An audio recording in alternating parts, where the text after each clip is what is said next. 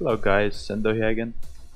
Today I made a video, or I'm making a video, and the title is Sendou after 1.4, and that's in the idea. Try to like give some kind of patch feedback, or like impressions of the patch, but not really like the full patch review like I did in past. I think other people already did that, and I will mostly just go over the most important part for myself or for my team, and tell like what kind of weapon you can expect me to play in the next patch, which is coming out next Tuesday, I believe, or next Wednesday, depending on where you live.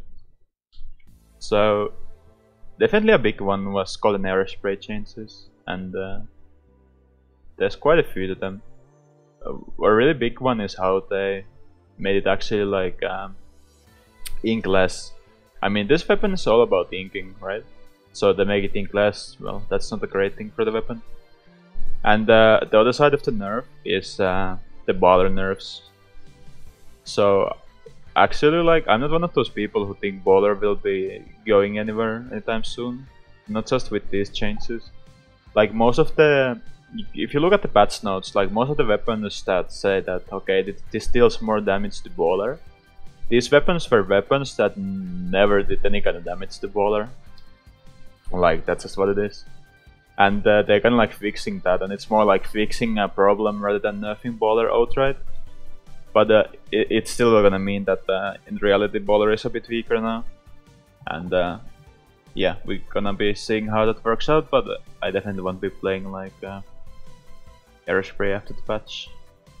And I don't think we will necessarily see many Aerosprays after the patch neither, but that's just how the game changes. And so, no Aerospray, but as you know, I like to have some kind of like inking alternative, something that inks ground really well. And for that we have the different weapons. Mini splatling. So, okay, these mini splatling buffs are like significant, to say at least.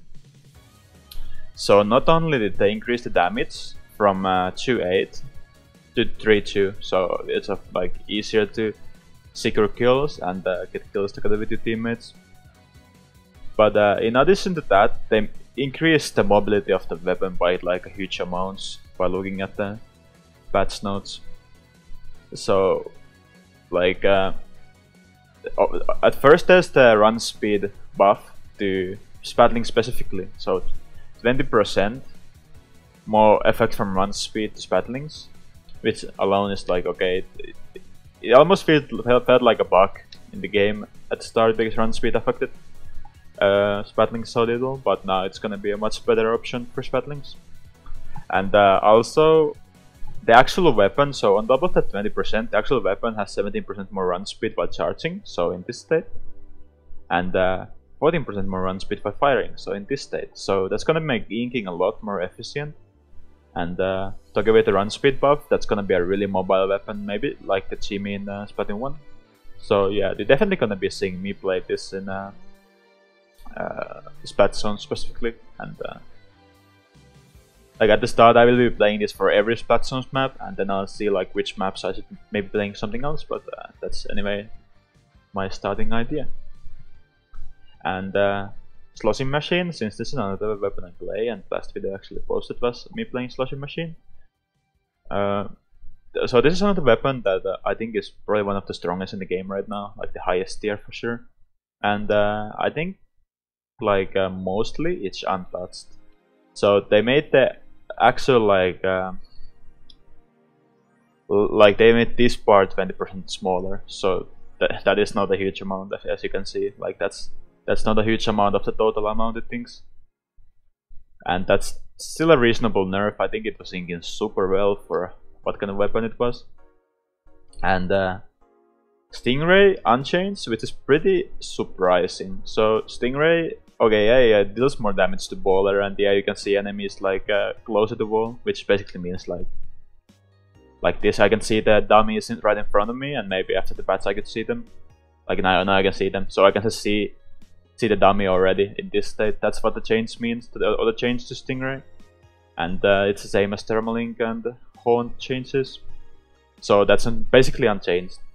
And also they made the weapon take 190 to charge special instead of 170, which is always like super low. So it's more like they fixed the weapon. It's not really like, you know, it's not a Tri-Slosher situation where it like went down like multiple tier you know, grades in tier list. So yeah, you'll see me play this weapon in tower control as previously has been shown. And for Rainmaker, again, they didn't change splashdown, which is okay. Well, it's reasonable. I don't think it's broken at all or anything, but it's unchanged still, and that means that okay, Spidey Shot is really gonna still be really good, but I think also Blast is gonna be really good. So as you might have seen, Nike is coming back from his little break, and he's gonna be playing Rabbit Blaster. Like, he's gonna dedicate himself to that weapon, which means I'm gonna figure out some other weapons to play, and one of these is Blaster for specifically Rainmaker.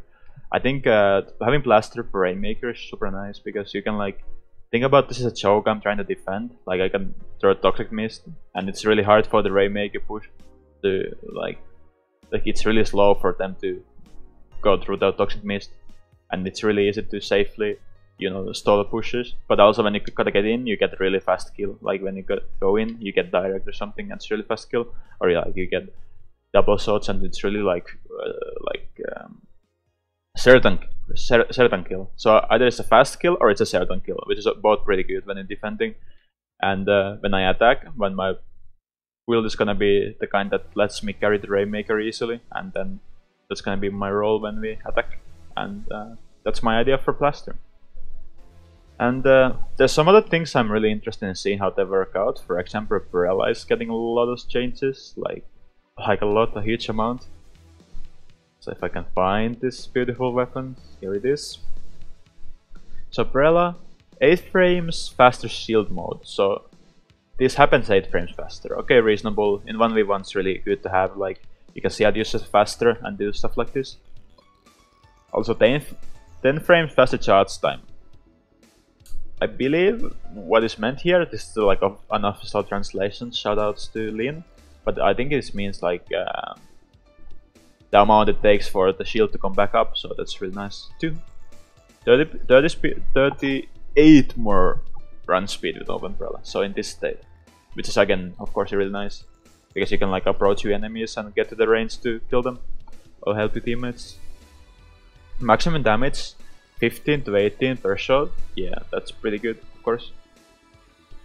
And 30% less damage against non-blaster shooters, splatling duel. Like, it's just like buffed to the durability of the shield. So the last two was like damage buff and then buff to the durability of the shield, which is okay, both really nice. And the visual baller stuff, baller damage. So I'm interested in seeing how it plays out. Like, it's hard to see, because it's so different again, and not many people have played it yet. But yeah, it's interesting to see for sure. And I think that's about the things I wanted to cover. Now I want to talk a bit about Team Olive, which of course went through some changes recently. As you see, like, Fuzzy is no longer with the team, and this was somewhat of a common decision among everyone, included also Fuzzy, that it's best for the time being, because it just wasn't a situation that was easily like solved. Like, I'm not gonna go through every detail, it doesn't really matter, and Fuzzy has had his own like streams where he explains these things, so you can also, you know, watch that. But yeah, it's just that, like, you know, sometimes it's a team game, like 5 people in our team, and sometimes it's just the chemistries don't work the best, and sometimes it's not the best thing to have one certain player on the team. And yeah, that's about it. Like, I'm not happy about how the situation went down, but I still think this was the only choice really, which could allow Team Olive to keep existing.